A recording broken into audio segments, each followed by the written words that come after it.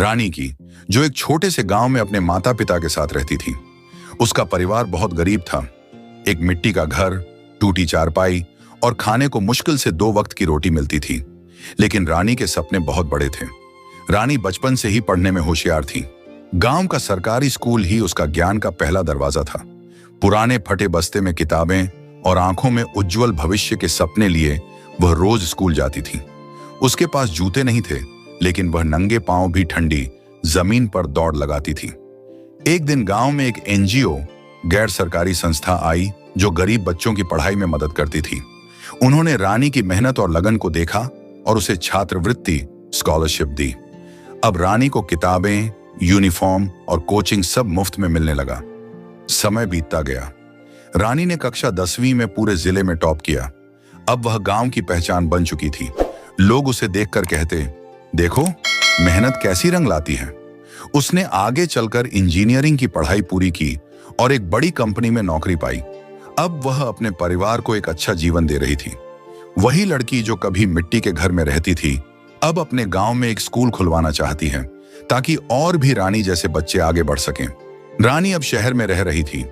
ऊंची इमारतें, तेज रफ्तार जिंदगी और हर ओर प्रतियोगिता।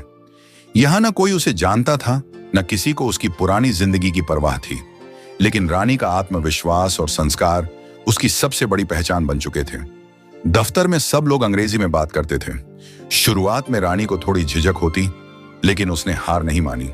वह रोज ऑफिस के बाद इंटरनेट पर वीडियो देखकर अंग्रेजी सीखती, नई तकनीकें पढ़ती और धीरे धीरे सबका ध्यान अपनी ओर खींचने लगी। एक दिन उसकी मेहनत रंग लाई। कंपनी ने उसे एक बड़े प्रोजेक्ट की जिम्मेदारी दी।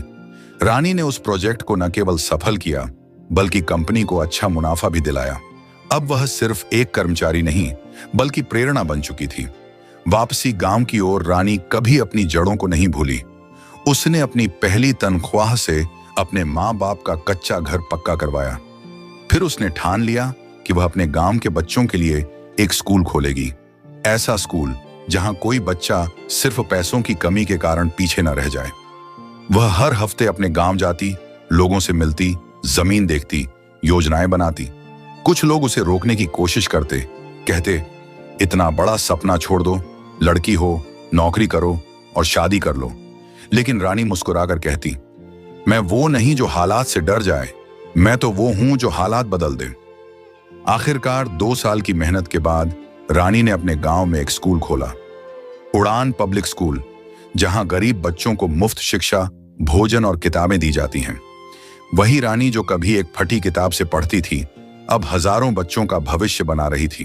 तो दोस्तों, अच्छी लगी हमारी ये वीडियो तो चैनल को लाइक, सब्सक्राइब जरूर करें।